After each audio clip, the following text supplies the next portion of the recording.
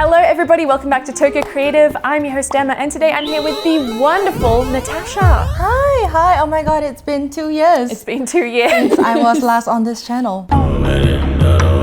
Well, we might have some new viewers, hopefully if it's been 2 years. We have! Yeah, the last time I was here, it was like 130k subscribers. So like, we've grown a lot. TC has grown a lot. But feel free to introduce yourself to new people. Hey, if you don't know who I am, I'm Natasha. I used to work at TC. I used to be the media person. I used to film and edit, and I was in some of the videos. So if you scroll real far down, you'll see me. But yeah, it's so good to be back. I am currently working on my own things. I'm an illustrator and I run a brand. So if you're looking for like cute stuff, cute art, I send Emma some of my cute bags and like hats and stickers and stuff. I always rep the sad shrimps. Yeah, sad shrimps. You check it out in the description. But like, I'm so happy to be back here. Yeah. I'm here for 1.5 months on a trip, and it's always fun to make content with TC.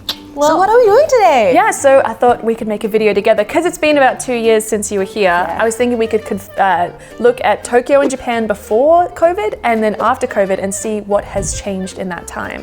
Because there's been a few changes that I've recognized. I'm interested to hear what you think because it's been a while. So, yeah. What makes you think I'm so observant? I'll do my best. Yeah! So if you're looking to travel to Japan, I feel like this video might be informative. You can see if you're ready or if you're worried about anything. Yeah, we'll do our best to help. So let's get started. So one big change that I've noticed is digital payments. So I always, thought of Japan as a cash only. Like I carried around hundreds of dollars worth of yen all the time. That's still me. Yeah. I mean, honestly, I still carry a little bit of that. But now I use like ID or there's PayPay or credit card and tap. Like it's mostly digital payments now, which I'm so thankful for. In the past, I think Japan was still pretty advanced. You could use your IC cards like your Pasma and your Suica, which are the cards you use to take the train. You could buy things from the vending machine and stuff with those cards. But now it's a lot more like easily accessible, I feel. Yeah, like most things rather than just like before it was like konbini and vending machines, I feel. But like now everything. I was really surprised because I just brought my big bag of cash. I'm just so used to it. Such a big bag of cash. I do. Like not saying that I have a lot of money or anything, but yeah, I recently went back to one of the restaurants we used to go to while the TC office was still around. And we used to have to shout over the counter and like pay via cash and stuff. And now everything is completely automated. Like the staff don't even look at you. And it's like, oh, I can do everything by myself now. Yeah. And it's really good because I feel like they have all the language options.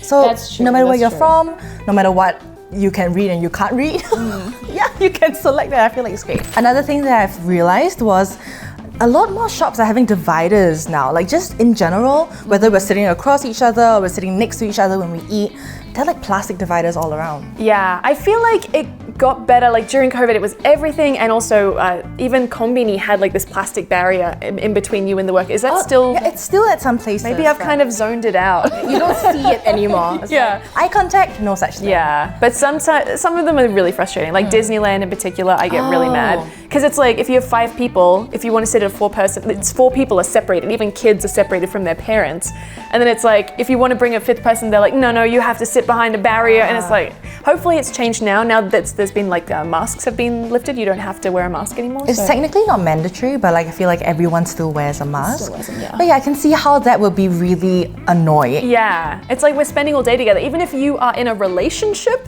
they're they're like no spitting. Yeah, they're like, I don't care if you came together, sit away from each other. But I also feel like because of the dividers, sometimes your dining experience is kind of more private if you're eating by yourself. Like I feel places like Ichiran Ramen used to be really popular because of the individual dining experience. Like you had your own booth, like you was eating in private and no one was there to look at you or whatever. So like, I feel like now there are a lot more places kind of following that concept, and it kind of does feel very clean.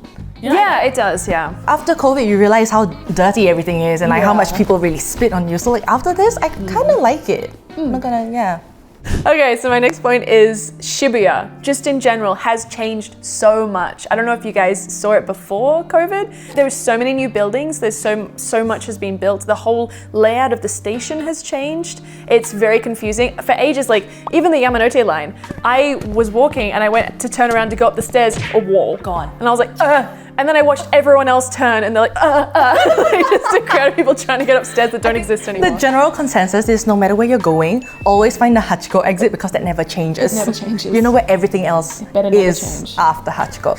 At the time when I left Japan, like right as the Olympics was supposed to happen, I thought that they were building so many new things around the Shibuya area for the Olympics.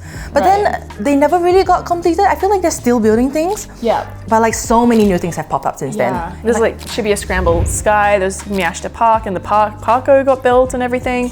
It feels completely different. It's nuts. I don't know where to go, and like I kind of feel intimidated by all the new buildings, especially Shibuya Sky because of the long queues.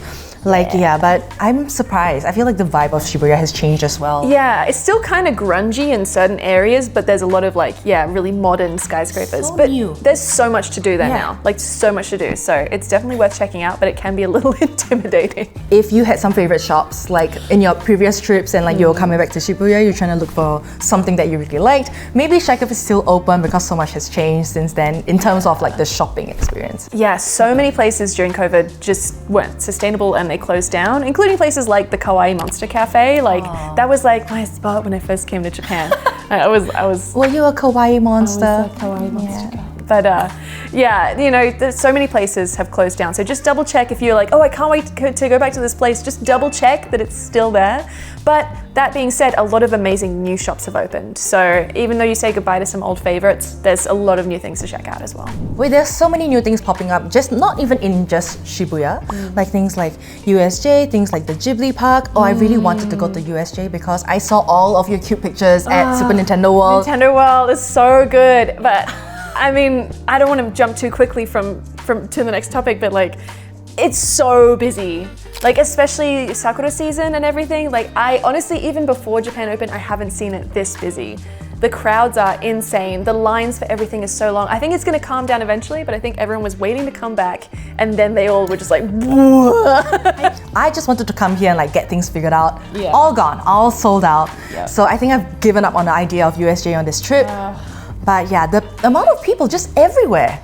Yeah. Harajuku, Takeshita Street. oh my god, have you been down it this time? It was crazy, guys. We got stuck in the center for like the longest time. That's where I got stuck as well. It was kind of scary as well because was. that street is so narrow. I've never been in it when you literally I can't move. Just the main touristy spots are really crowded, but otherwise there's so many other parts of Tokyo and of course the rest of Japan that are definitely not going to have that kind of crowd. So. Yeah, it'll be okay. Do some research. It'll be okay. It'll be okay. One thing that I have noticed is there's more English signage, more English friendly places and everything. And I feel like people in general, maybe they're just speaking more English to me. Oh, really? You think so? Yeah, maybe since tourism opened back up, everyone's. But I feel like more people are able to speak English. I don't know if people were studying because of the Olympics or something, but yeah, just a lot more English-friendly stuff. I remember when they were preparing for the Olympics, they had all of the bus drivers and the train conductors speak English. Yeah. It was so cute because they So usually do cute. it all in Japanese, right? Yeah. But for the first time I heard it, I was like, what? Wait, they're speaking English? They don't do it anymore, but I know that they put in a lot of effort to try to make it a bit more foreigner-friendly and also very accessible for the Olympics. So I personally haven't really observed more signages and stuff. I think Japan has always been kind of accessible. But it's cool that you have. Yeah. I feel like I see it quite a bit more now, especially in the touristy areas, but even outside. Okay, but also with the English-friendly stuff, I feel like there's been a lot more vegan-friendly and vegetarian-friendly options at even just regular cafes and stuff and restaurants.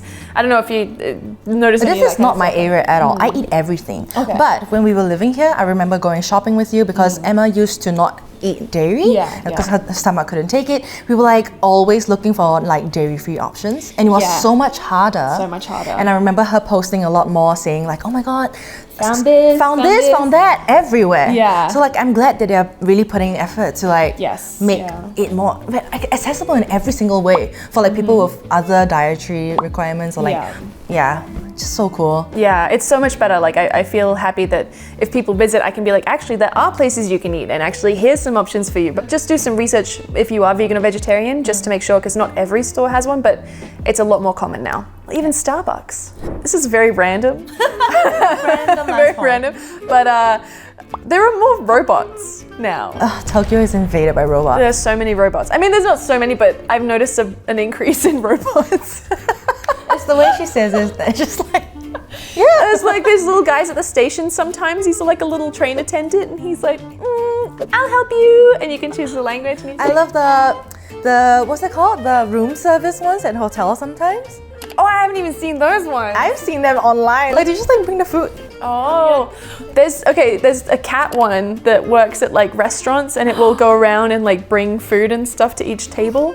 But that's just the things that have changed, not because of COVID, right? I think it's just technology has, but definitely since the past few years, there are more robots. But I don't know if COVID had anything to I do thought it was with the because they robots. wanted to limit like No human people, Yeah. only robot society. I like it when things go wrong and they're like, and also technology-wise, there are those new screens. Well, not new now. During COVID, they built them. The new screens in like Shinjuku and stuff. The 3D, 4D, the cat and stuff. Yeah, Tokyo, land of technology. Let's go. Well, to sum it up, I do feel like even though Japan has changed in a lot of ways, a lot of new things have happened. But me personally, I still feel very nostalgic about Japan, my time here, and it does feel like the good old days. I feel like everything has changed, but nothing has changed at the same time. Yeah. It's still good, it's still amazing, it's still so interesting, there's always things to do. Even if iconic buildings that you were looking forward to seeing, like the Sega building in Akihabara, it's gone because of COVID. Yeah. But there's another cool building there now. Oh, it's like that building's called something dumb, isn't it? It's like Giga building. It's like pretending to be the Sega building. Like if you were worried about, I don't know, things changing after COVID, or if you have to look out for things, I would say you don't have to worry so much.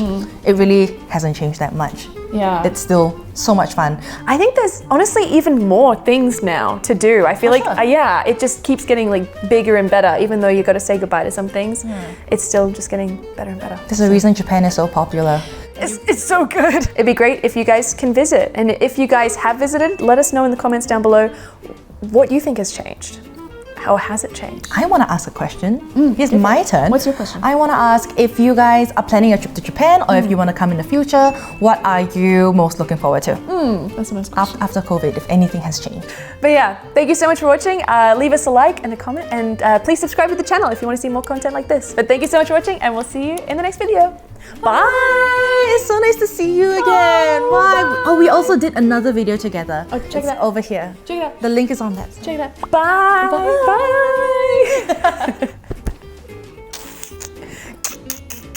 Another thing that I've really realized, Really realized. Super realized it. I don't know if you already know what I'm about to say.